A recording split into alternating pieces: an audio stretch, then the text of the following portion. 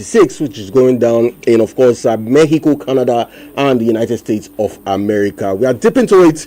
Group stage, 2 games already underway, and I'll be bringing you updates of games played over the weekend and earlier today, and looking forward to what we'll see later today. But first off, let's start off with UFC, where South Africa former UFC middleweight champion, talking about Dricus du Plessis, will return to the octagon on Saturday, 18th of July, when he takes on former welterweight king Kamaru Usman in the main welterweight event of the UFC Fight Night 281 over there in Oklahoma.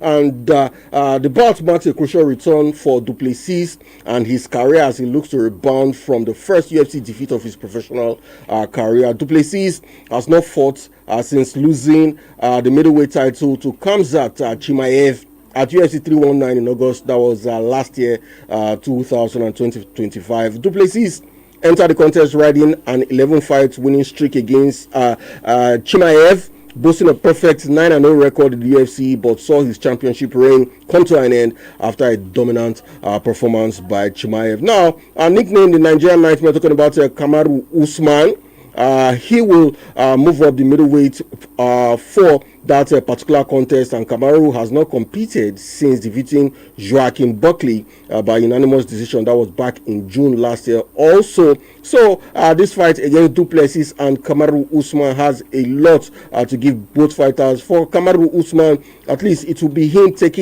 claiming his stake once again in UFC, and for du Plessis, victory would immediately place him back in the conversation among the division's elites and potentially set up another run towards the championship. For Usman, we will be looking to get a win before retirement, as he's currently age 39 and looking to retire from the UFC. Away from that, talking about retirement, Serena Williams, she retired, but guess what? She's back at age 44. She's been given a final spot in the women's main draw, filling a gap left following the initial announcement on Tuesday. Serena Williams has played 2 double matches since her competitive return earlier this month after a 4-year absence. She has won the Wimbledon singles title 7 times, but remains 1 short of Margaret Court's long-standing women's record of 24, and she'll be hoping, well, Cinderella story, a lot of people see is hopeful, wishing for Serena Williams to get her 24th title later this year. But Serena Williams is back. She will be at Wimbledon, and that will be on Monday, the 29th of June. We expect to see Serena Williams in Wimbledon.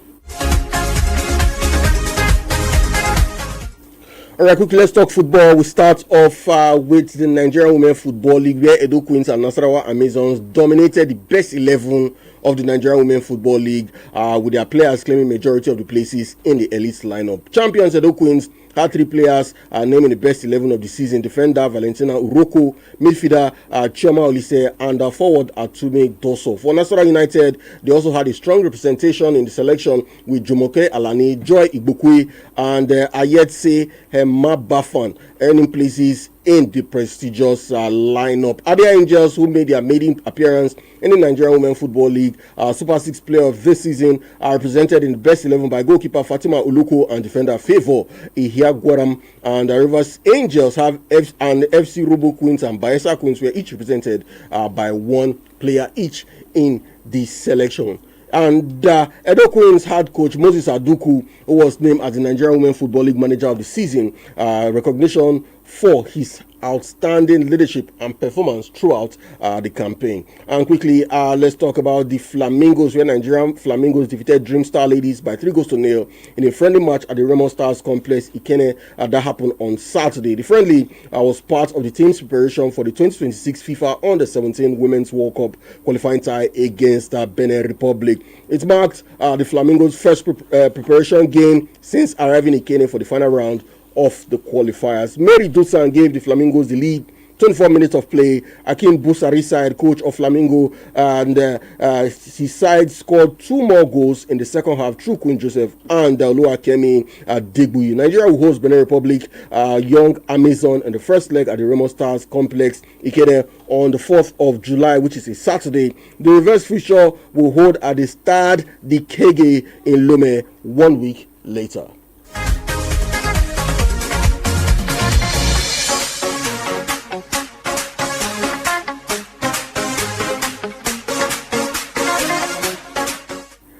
right, let's go to the World Cup 2026. We start off in Group C, where we saw Brazil defeating Haiti by 3-0. It was Cunha getting a brace in that one, while Vinicius Junior, of course, registered his presence at the World Cup. And looking at Group C currently, Brazil, they have 4 points. Morocco and African champions, arguably, are in second place with 4 points also after defeating Scotland on the 19th. That goal was scored by Saibari in the second minute of play, and Morocco held their nerve throughout that game to get all 3 points, while Scotland are in third place with just 3 points. Haiti, as it stands, are out of the World Cup. And to Group D, where we saw Paraguay defeating Turkey by 1-0, and earlier we saw the United States of America doing the job against Australia, defeating them by 2-0. With that win, the United States of America are through to the next round of the World Cup, talking about the knockout rounds, while Australia in second place with 3 points, Paraguay 3 points, Turkey are done and dusted. They are out of the World Cup with a game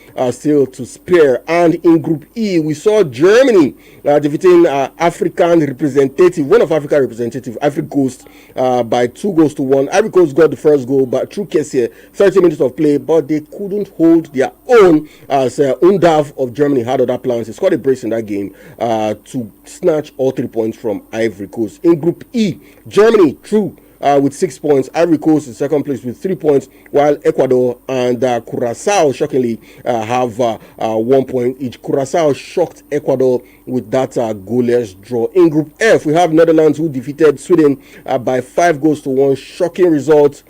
I didn't see it coming, with Brobby and Kodigakpo getting a brace in that one, and Somerville completed the routing for Netherlands. And Tunisia also fell to Japan after losing to Sweden by 5-1. Tunisia again lost to Japan by 4-0. Tunisia are just giving out bonanza to everybody in Group F. Tunisia, bottom of the table, they are out of the World Cup in Group F, as Netherlands top with 4 points, while Japan in second place with 4 points. Sweden also have a chance of qualifying to the next round, as they're in third place with 3 points. And quickly, we saw Iran once again drawing with Belgium, and the coach of Iran, talking about Amer Galenoui, believes Iran's side of beating start to the World Cup will be talked about for years in football, according to him, based on what they have been suffering, the persecution, according to him, the Iranian team have been suffering at the World Cup, but yet they are still unbeaten, talking about their travel inconveniences, having to leave the United States and traveling back to the United States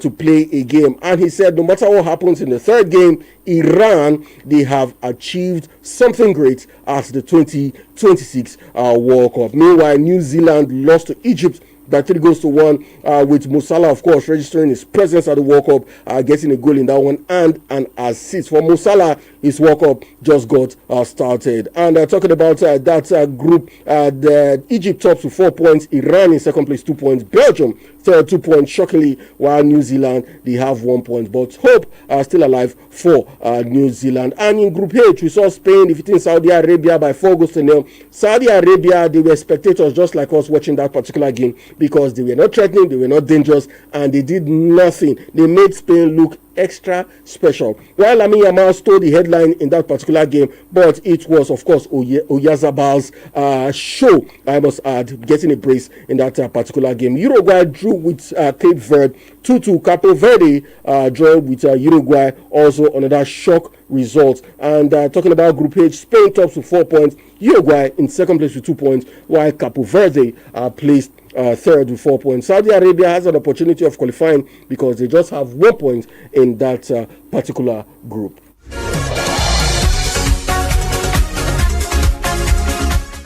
All right, talking about what to expect today at the World Cup 2026, 6 p.m. Nigerian time in Group J, we'll see Argentina taking on Austria, while at 10 o'clock, 10 p.m. Nigerian time, France, of course, will take on Iraq. France with a flying start to the World Cup. And I'm not forgetting, tomorrow early 1 a.m. Nigerian time, we'll see Norway taking on Senegal. And of course, 4 a.m. Talking about tomorrow, 4 a.m. early in the morning for the early risers.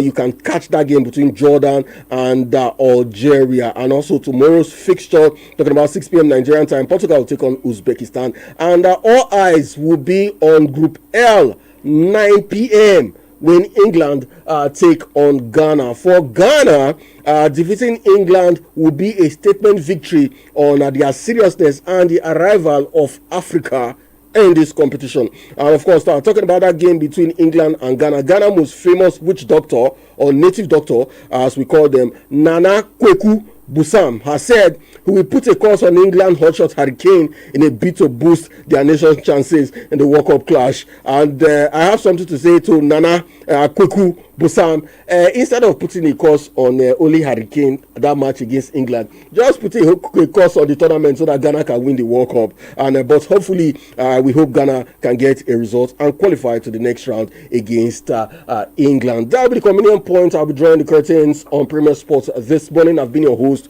Ujake Ozora, the Sports Insider. Till when next I come your way, remember to be a sportsman, always play fair, and it's bye for now.